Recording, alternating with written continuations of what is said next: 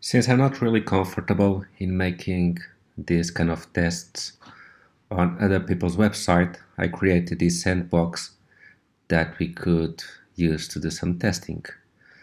Okay, so the idea overall right here is to gather as much information as we can. Okay, so this is quite a really simple website. This is almost like just a basic template.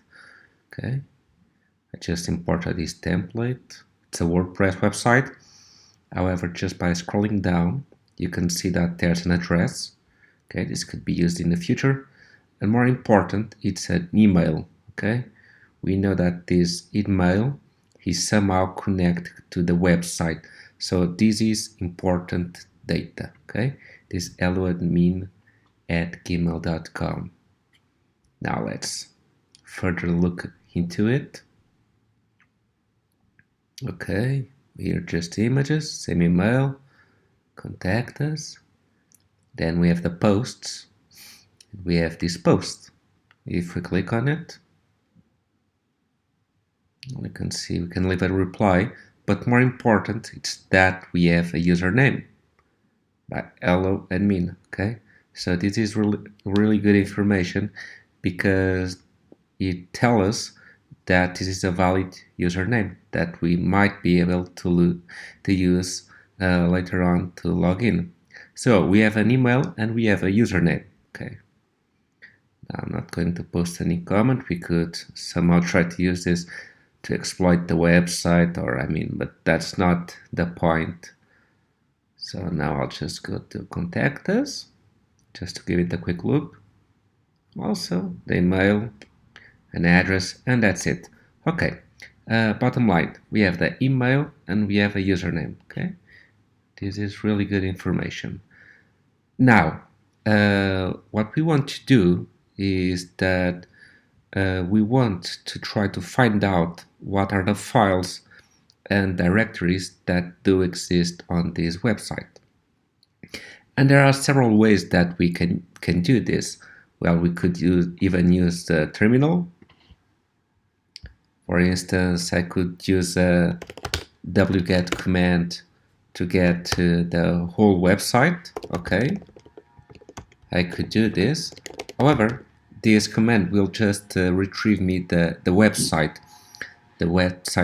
files that are easy to access. Okay, so it won't give me much information. I mean, it's a good first step. Okay, so it's important to just do this as a first check. But since I know my website and I know this is a test bed, I won't do this, but this is a good starting point. Okay, on the other hand, what I'm going to do is that I use once again Kali Linux, and I did use this application. Okay, it's called Deerbuster, and as you can see, I already had a query going on. Okay, well, what this tool does is that it brute forces the website in order to try to figure out what files and directories do exist. Okay, and as you can see, after some time, it retrieved me some results. Okay, and this will change according to the website that you are trying to access. As you can see by now, according to my results, I got this code at 200. That means that the file does exist. However, all the others, they had 503, which means that's an error from the server. Okay, so I'll just pause this. What I wanted to show you here is that we found an interesting file named bestwd. But let me just go back because this is the result, but I would like to show you how it works. Okay, so this is when you open the tool, OWASP Buster. You can just type the name right here and it will show. It's the first option. Here you will have to, of course, type the URL, the website, and then I did check this option just to go faster. Okay, well, if it's your website, if it's your local network, there's no problem. However, do take into consideration that this software it's making a lot of requests, and at some point, imagine that you do this on Google. Google will automatically block your IP address because it will take it as a denial of service attack. Now, we have two options here to try to figure out what are the directories and the files. We could simply use a list, okay? Dearbuster already has some lists, some word lists that we can use right over here, okay? Or we could use just a simple pure brute force attack, meaning that it will try all the combinations available that you set right here. Okay.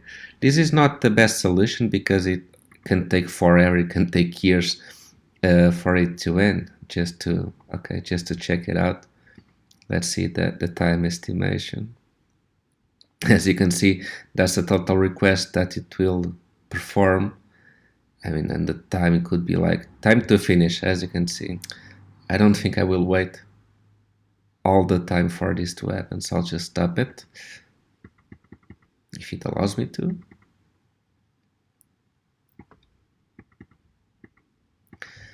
And then when I stop this, we will go back and you can see that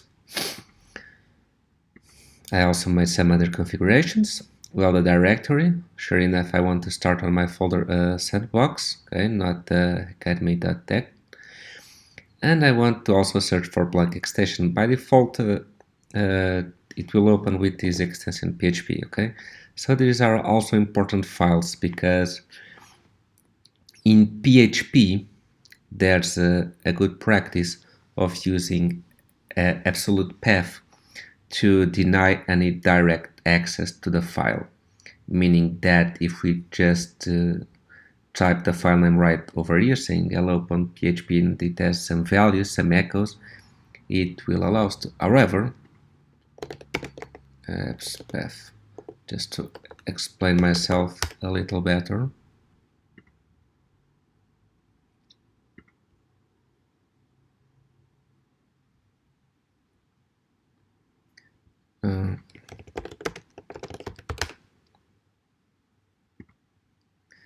Okay,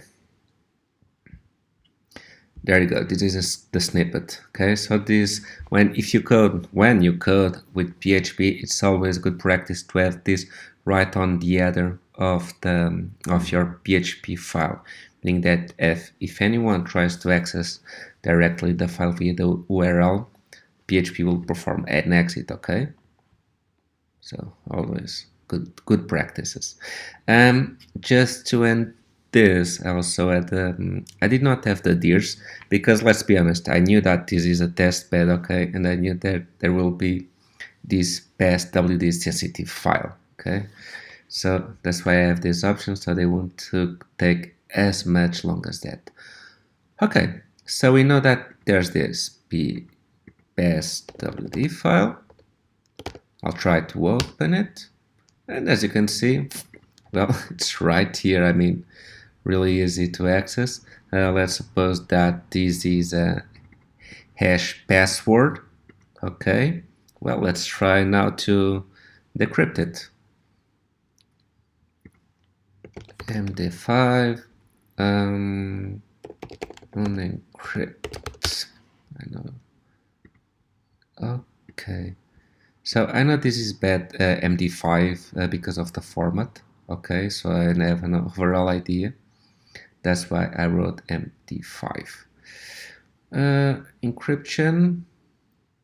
I do not want the encryption. I want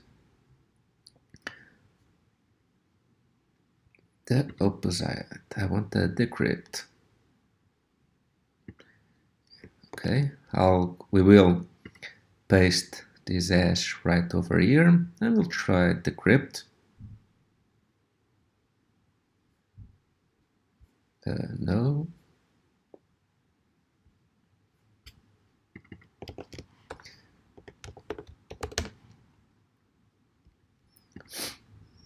Let's try this one. Okay.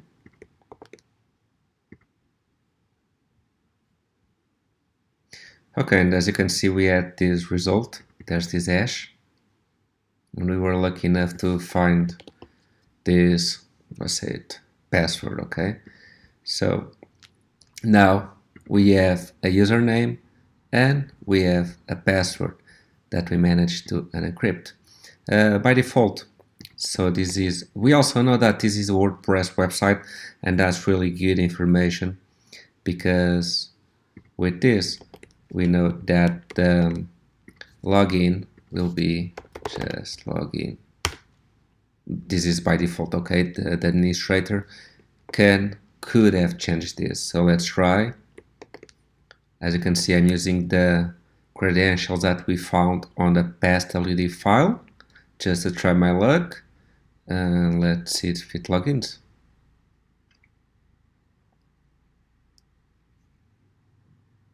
And as you can see, at least now on this sandbox test, we had access to the files.